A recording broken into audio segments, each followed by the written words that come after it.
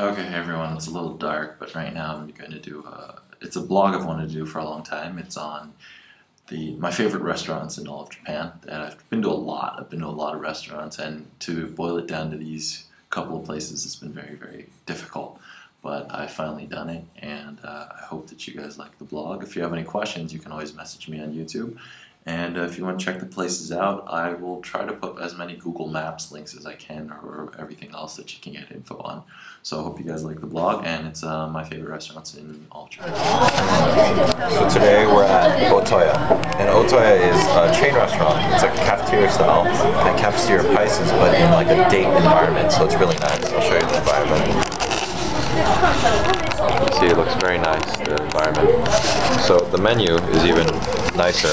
It's the food's very nice, but the prices, you see, like something like this is only $7.90, which is very cheap for Japan. Maybe more expensive for other places, but still very cheap. And Oyakodon, which is $8.10. This is a little bit expensive, but my favorite, which I always get when I come here, is it's the Torikatsu set. This one right here.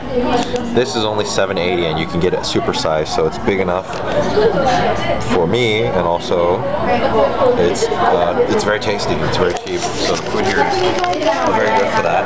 So this is lowest because the selection's very good, but it's not the best place. But it's bottom of my list, and it's still a restaurant I recommend. There's branches in Taiwan and Hong Kong also if you want to check it out. And the name of the restaurant is called Otoya. Right there. Otoya. So I'll show you the food when it comes. Okay, so today we're at Ken Hamburg, which is in Okakin's chain store that's recently opened, and it serves hamburger with, as my favorite, all you can eat. Just to show you guys, it's salad all you can eat with rice and curry and soup. And to make things a little bit better, if you pay an extra $2, or sorry, my mistake, $3.80, you can all you can eat ice cream, and it's Belgian ice cream for free, which is completely awesome. And on the menu, there's obviously that you get hamburgers and stuff like that, but it's hamburger patties only, not what you're typically used to in the States. But it's not bad, and it rates very high on my menu because it's only about $10 all you can eat, and also another $2 for ice cream, so it comes up to about $12. So my recommend is probably, well, anything they got on the menu. So today we go to Pizza Marino with all you can eat pizza place.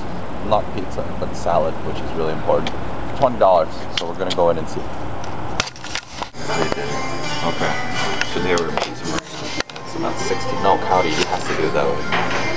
Today we're at Pizza Marino, $16, and it's a drink bar, so it's all you can drink, including warm drinks. And what I have here is a cappuccino with caramel and some almonds on top, and all you can eat salad, which is the most important in Japan because you don't get that, and also all you can eat pizza for, I think it's maybe just the holiday menu.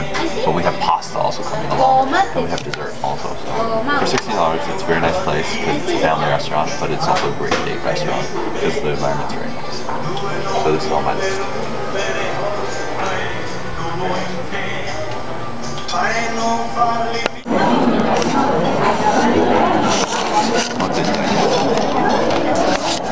So up on my highest list today is St. Mark's. If you can see, this is one of the best restaurants, one of my favorites, because it's a perfect date restaurant, and for about $20 you get a course meal and all you can eat bread, and the bread comes in strange things like this. It's warm and it's fluffy. It's apple and mensaiko, and also pumpkin.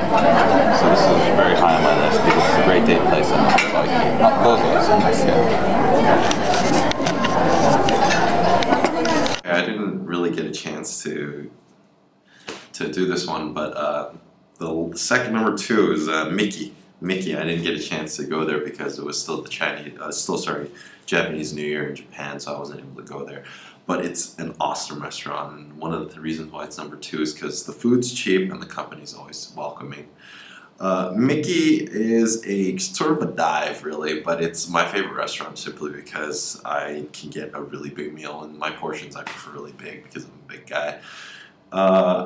The link right there, it's on Google Maps, you can check that out, and it's very much worth going, and Mickey always loves to have foreigners, so if you're going, make sure you bring a crowd, but don't get it too big because it's kind of a small place, but it's my favorite, and my highest recommendation on that is okonomiyaki. It's only about 500 yen, which is about $5, and it's like the size of like a normal pizza. It's huge.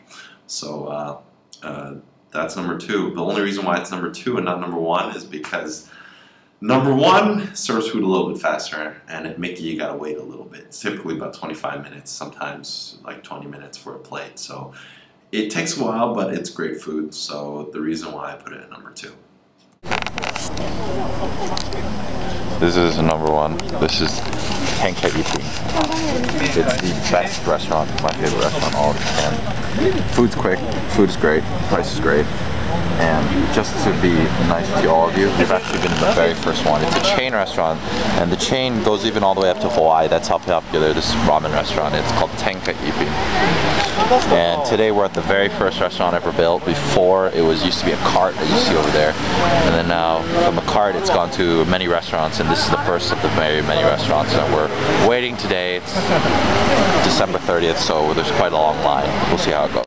The reason why I love this place, the food came in 10 minutes, less than that even, and it's packed like craziness, in case no one can see. Yeah, this is the first restaurant in all of Japan, the first, well, established store. And what I'm having today is this is the original, the one they had at the food stand, and this is the other one, Koteri, which is the normal one. And if you could see, it's a very thick soup, very, very thick soup, very, very nice, very nice. And that's the other one, which is a thinner soup, which is you see a lot more fat in it, so that's why. So that was my blog for the food blog, and it's not very, it's not particularly interesting probably to most people, but for me it's pretty interesting because I get to see all the foods that I like and stuff like that. But the criteria, in case nobody knows what I usually rated my food, it was mostly on cost, taste, and I guess quantity. Because in Japan, because everything's very limited, it is an island, most of the food is not domestically grown, so it has to be imported. So food prices, therefore, in Japan are much higher than they are in the States. So, for example, in Japan, food is not really sold by weight, it's sold by quantity, which is ridiculous. So that means if you buy a small pear and you get a big pear, the quantity is the same. I mean, they're sold by quantity, meaning one pear is $1 instead of selling by like 50 cents a pound or whatever that you have in other countries. It's sold by quantity, which is ridiculous, as I'm saying again.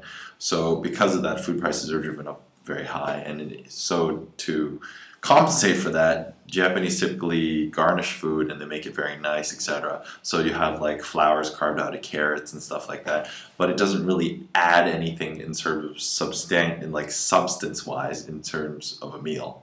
So most Japanese food is therefore, how would I say it, artistically very appealing, visually appealing, but not particularly very filling, not very filling, and not very, I don't know how to say it, I would say, I don't know, rich, I guess the word would be. I mean, it's nutritious, don't get me wrong, that's why Japanese people are so slim, but it's not very filling. So in that regard, all the foods that I've chosen, all the restaurants that I've chosen are based on how well I've been filled, and mostly, I guess, rated according to an American sort of point of view. So I've also rated environments, as you noticed, such as in Otaya, it's a very nice environment, it's a nice date environment, etc. But as I said again in the beginning, if you have any questions, you can always message me on YouTube or leave comments. I always read them. I do check my YouTube, but I'm just very busy all the time, so I do apologize for not making a video sooner. And I will have another blog very soon of Shanghai, of life in Shanghai so far, and also some more music videos as soon as I get that done again. But other than that, thanks for watching, and I hope you guys stay tuned.